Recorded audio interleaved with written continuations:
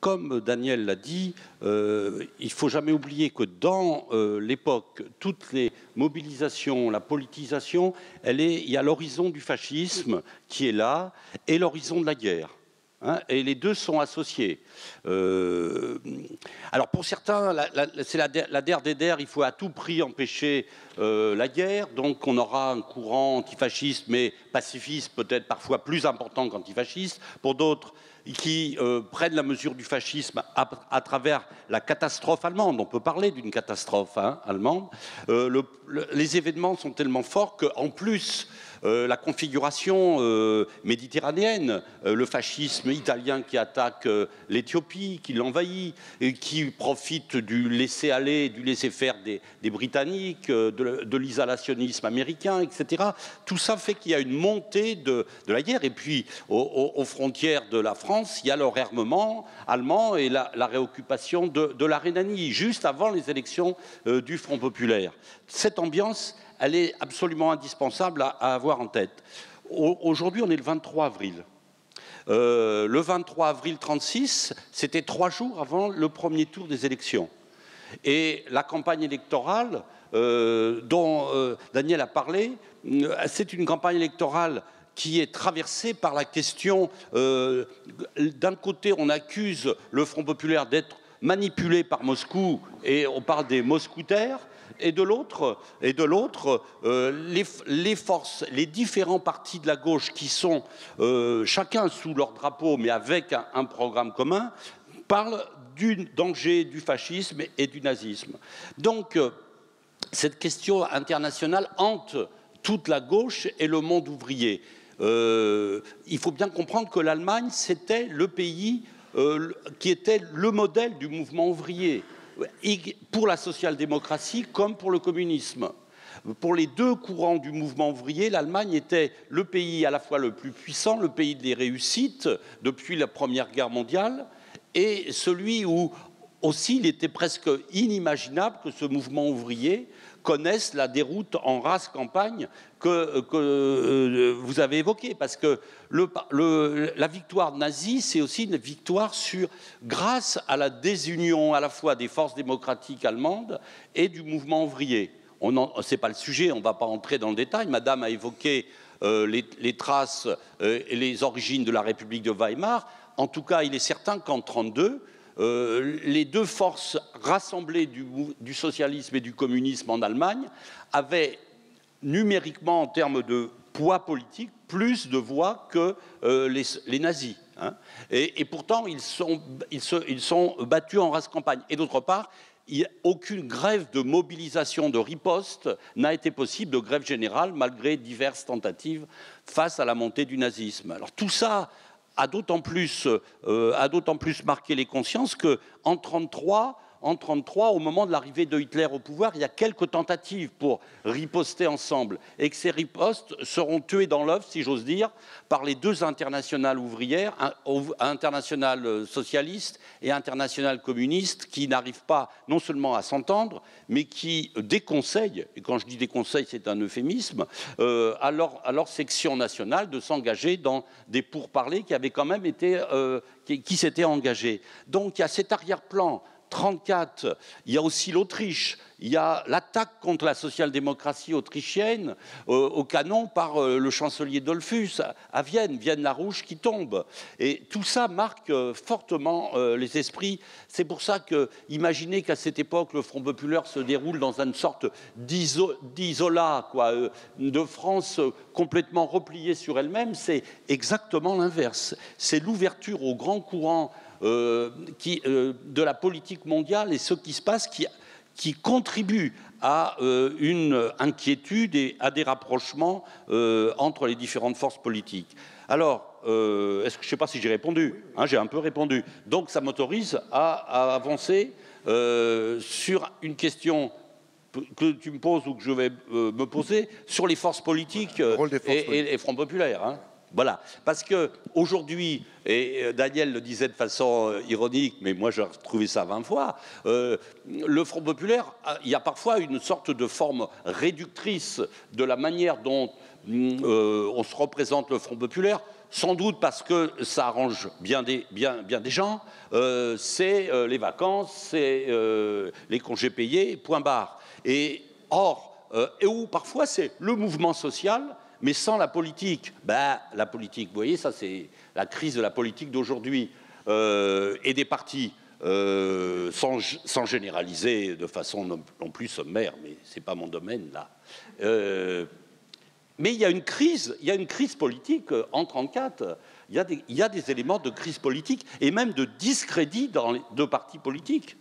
Et il y a même quelque chose qui va vous faire sourire, c'est que la gauche a gagné les élections, il ne faut jamais l'oublier, en 1932, et qu'elle a déçu. Ça, il ne faut jamais l'oublier.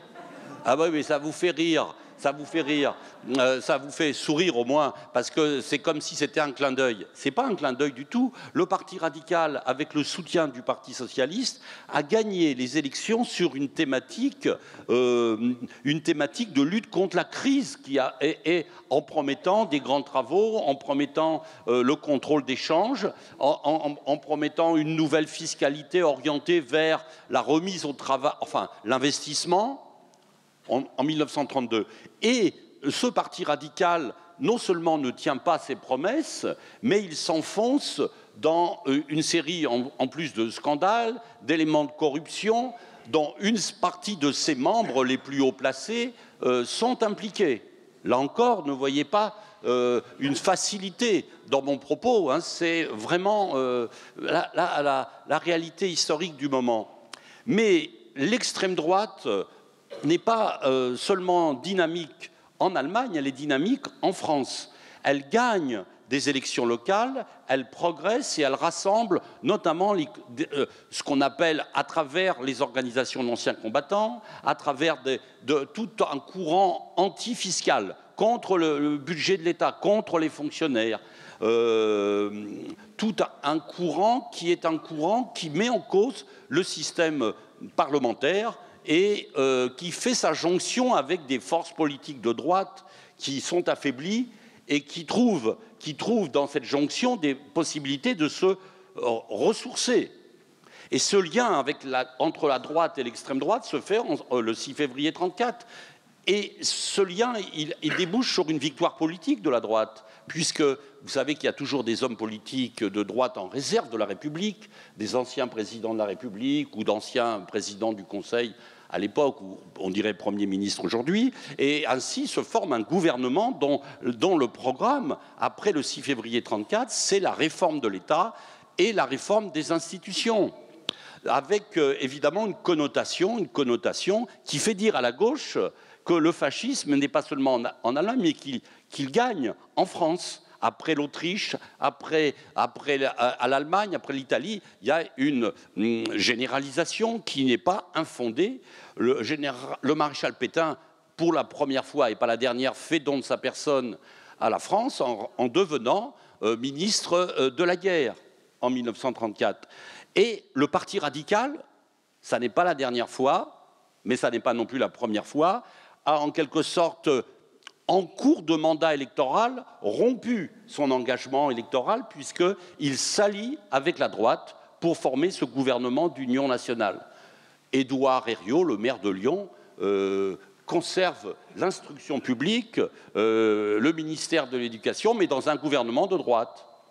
Alors voilà, la riposte politique du 12 février, elle se développe dans ce contexte, qui est un contexte de réaction à un danger peut-être surestimé en termes de fascisme à l'allemande ou à l'italienne, mais en tout cas la perception d'un danger conservateur et d'une jonction avec une extrême droite qui récupère le mécontentement d'une partie de la population dans les campagnes et dans les villes.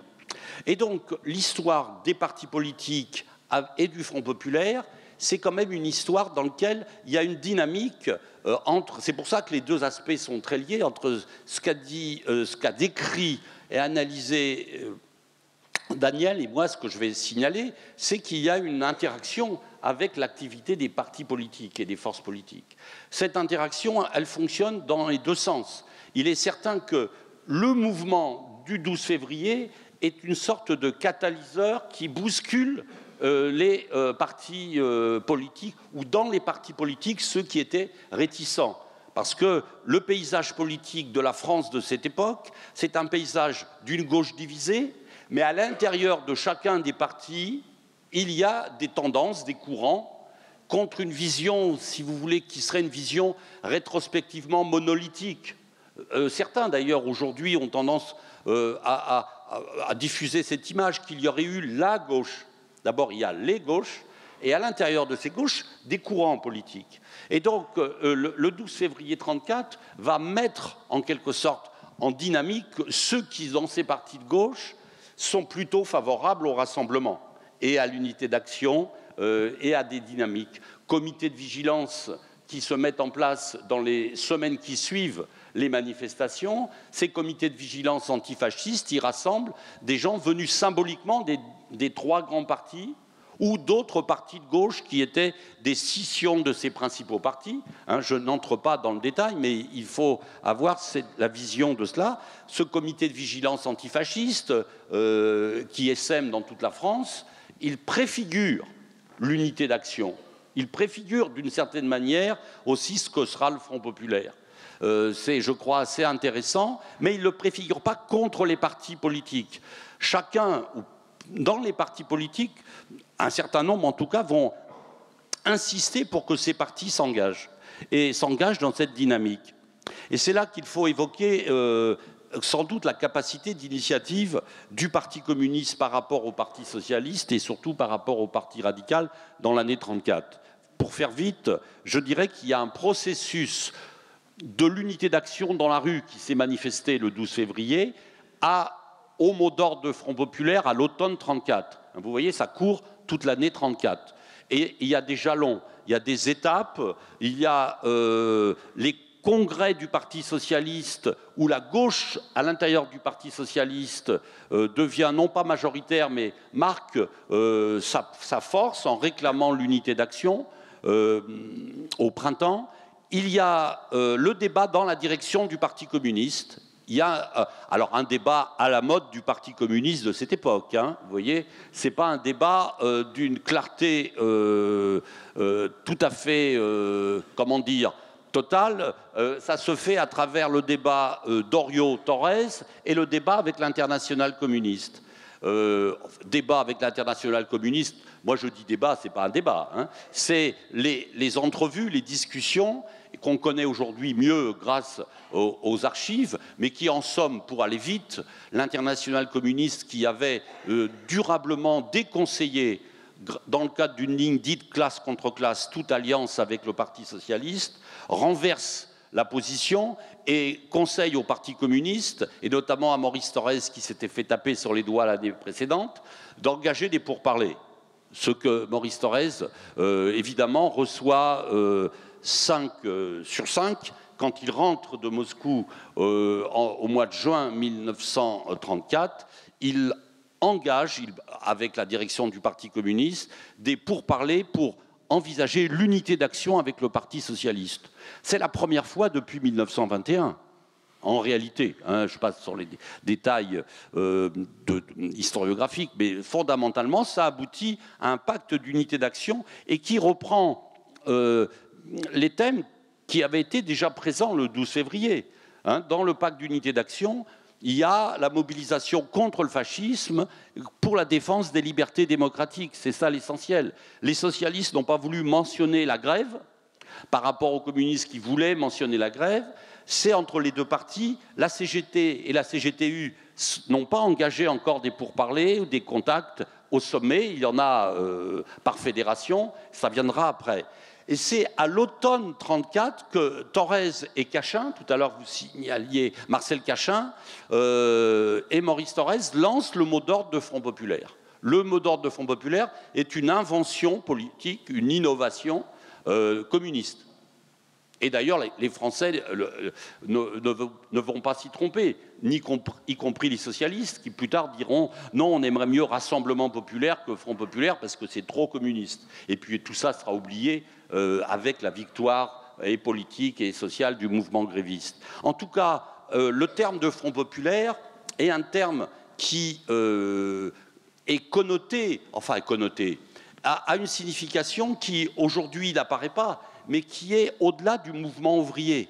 Le terme peuple, l'irruption du peuple dans un mot d'ordre, ça signifie une conception élargie de l'alliance sociale, du bloc d'alliance, ouvert à ce qu'on appelle, d'une formule un peu stéréotypée à l'époque, dans la catégorisation, les classes moyennes, mais aussi leurs forces politiques telles qui sont exprimées, qui se reconnaissent dans ces classes moyennes, notamment le Parti radical. Or, le Parti radical est en même temps au gouvernement.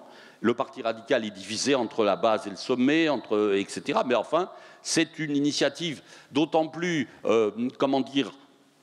insolite, que le Parti communiste, c'est une petite chose du point de vue des forces politiques. Tout à l'heure, la question a été posée des rapports de force. En 1934, c'est 40 000 adhérents au grand maximum. Et en plus, il faut savoir si on parle du début de l'année ou de la fin de l'année. Le Parti socialiste, c'est à peu près 120 000 adhérents. Le Parti radical, il ne compte pas en adhérents, mais en force électorale, le Parti radical, c'est plus de 2 millions de suffrages en 1932. Le Parti socialiste, à peu près 1,7 million, 1,7 million. Et le Parti communiste, c'était moins de 800 000 voix. Donc le rapport des forces n'est pas favorable du tout au Parti communiste. Et c'est ce que lui font remarquer les dirigeants de l'Internationale communiste qui s'inquiètent de cette initiative qui risque, en quelque sorte, d'absorber le Parti communiste, de le mettre à la remorque. Et le total, c'est que l'année 35 et 36, une dynamique qui se développe grâce à ce mot d'ordre, mais aussi indépendamment de ce mot d'ordre. Comme Daniel l'a signalé, il y a toute une dynamique sociale de la mobilisation qui va faire que le Parti communiste va apparaître comme le promoteur. Si on peut parler d'entreprise politique, ça fait bien en sciences politiques aujourd'hui. Mais enfin, c'est le promoteur du Front populaire quand même, en termes de conception, d'idées, etc. Et ça va se retrouver au moment de l'élection législative, puisque c'est le Parti communiste qui connaît la progression en voix. Alors ça a commencé en 1935 lors des élections municipales, tout à l'heure vous posiez la question, les élections municipales qui sont un peu le catalyseur de l'alliance politique entre le Parti radical s'intéresse à ça parce qu'il veut conserver des municipalités, et pour la première fois, les communistes, proposent de se désister pour le candidat arrivé en tête de la gauche.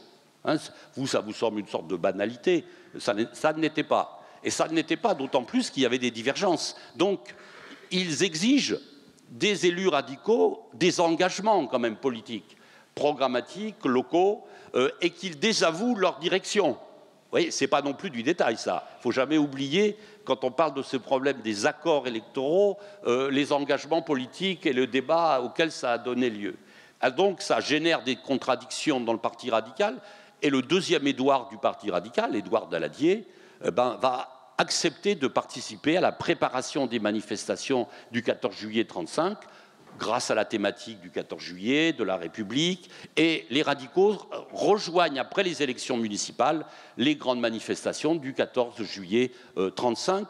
Et c'est là que s'ancre effectivement la dynamique d'un programme, d'un rassemblement, et les négociations, les contacts. Les rapports étaient très mauvais entre la CGTU et la CGT.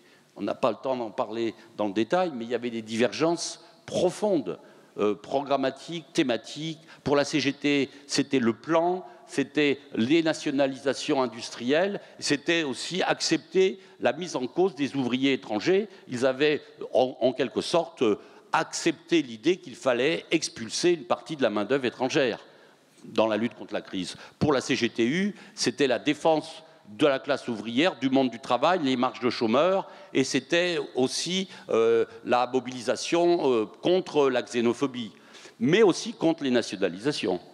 Donc on était dans un monde divisé qui se rassemble dans cette dynamique de l'automne 1935, qui se rassemble difficilement.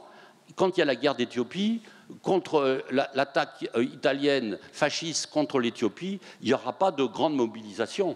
Vous voyez, c'est chaotique. Enfin, c'est pas chaotique. Il y a des phases de difficulté, d'autant que la droite ne reste pas immobile, que le président du Conseil Laval est un redoutable manœuvrier et que, par exemple, il est allé voir Staline pour signer le pacte d'assistance mutuelle avec les soviétiques et ainsi essayer de prendre à contre-pied l'alliance de Front populaire entre les pacifistes, les antifascistes, entre les socialistes et les communistes.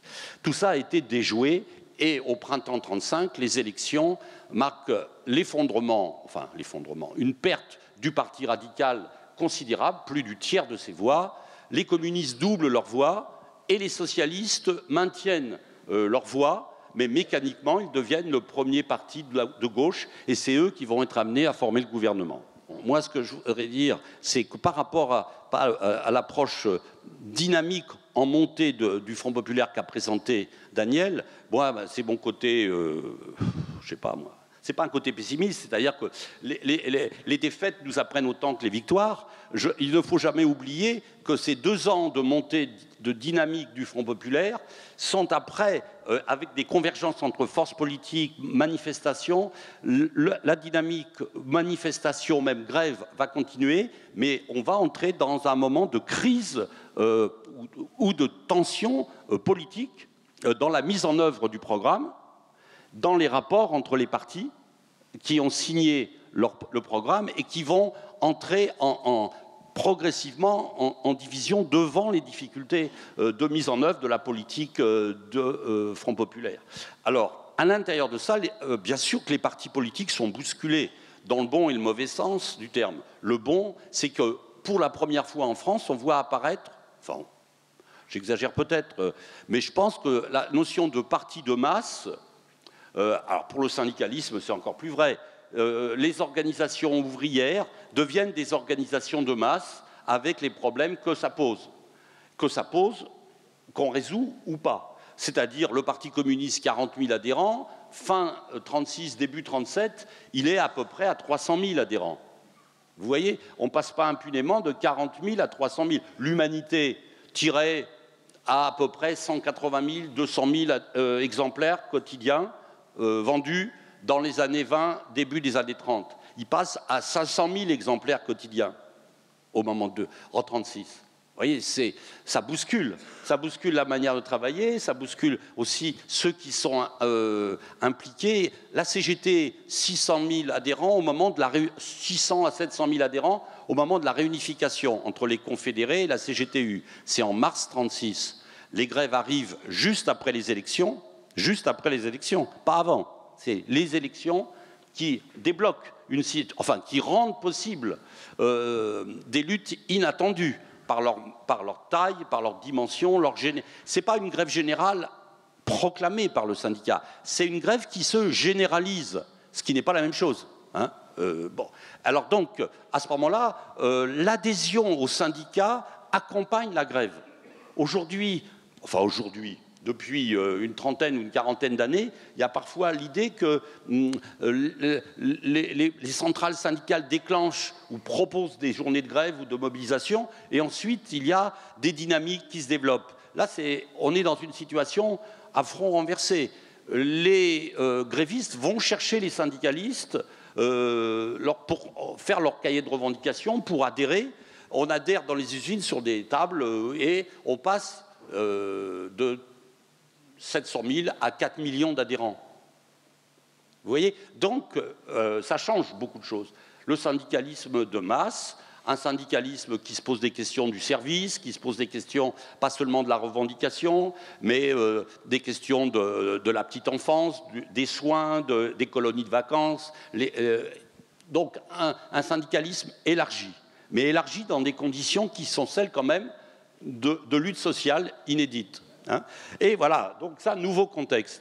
Sauf que ces mêmes organisations doivent faire face à cette nouvelle situation, mais dans un contexte où la politique mise en œuvre se réalise avec un certain nombre d'incertitudes qui n'avaient pas été forcément... alors, tout n'avait pas été prévu. Les 40 heures, comme tu dis, sous la forme 40 heures payées 48, les congés payés, pareil. Il y a un débordement par le mouvement social, les conventions collectives. Aujourd'hui, on ne peut pas laisser de côté cette question. Les conventions collectives, dont le principe avait été adopté en 1919 et qui était resté lettre morte, là deviennent une obligation dans la définition du contrat de travail, branche par branche. Et la négociation interprofessionnelle devient une obligation. Vous voyez la signification que cette référence peut prendre aujourd'hui à propos de la réflexion sur le contrat de travail. C'est pour ça que je vous disais, beaucoup n'imaginent pas que la question du contrat de travail et de la convention collective, c'est autant ça le Front populaire que les congés payés. Mais il n'en reste pas moins que les questions économiques de fond, du financement des réformes sociales, de la réforme fiscale, du contrôle des changes, tout ça va diviser la gauche. Les communistes, au mois de juin, envisagent de déposer un projet de loi concernant la réforme fiscale. Il y a une entrevue avec Léon Blum qui leur dit, vu la difficulté de la situation, retirez ce projet. Et les communistes le retirent. Mais pourquoi ? Parce que je ne vous ai pas parlé d'une question que vous poserez de toute façon si je ne l'aborde pas. C'est pourquoi les communistes ne sont pas au gouvernement. Hein, évidemment. C'est eux qui ont remporté c'est eux qui sont les gagnants de l'élection. Ils ont 72 députés, ils en avaient 9 avant, et ils ne vont pas au gouvernement. C'est évidemment un élément de faiblesse pour imposer ses idées. Paul Vaillant-Couturier, qui a cette compétence et cette force et cette vigueur du verbe qui sauve les apparences, dit « nous avons le ministère des masses ». Oui, le ministère des masses, mais quand la question fiscale, quand la guerre d'Espagne, quand il s'agit de développer la politique face à la guerre d'Espagne, à l'intervention en Espagne, les communistes sont en difficulté. Hebdomadairement, Jacques Duclos et Maurice Thorez rencontrent Léon Blum et le cabinet du président du Conseil, mais enfin, c'est une difficulté. Et donc, voilà, un contexte plus qu'inattendu. Tout à l'heure, on évoquait les rapports avec aujourd'hui. Vous savez que c'est dans l'été 1936 que les banques suisses instaurent le secret bancaire. Le secret bancaire est instauré, évidemment, pour accueillir les capitaux qui sont en déplacement de la France vers la Suisse. Ce mouvement des capitaux, il est massif, il est une des ripostes du patronat, il y en aura d'autres, et il faut bien savoir quoi faire et comment faire.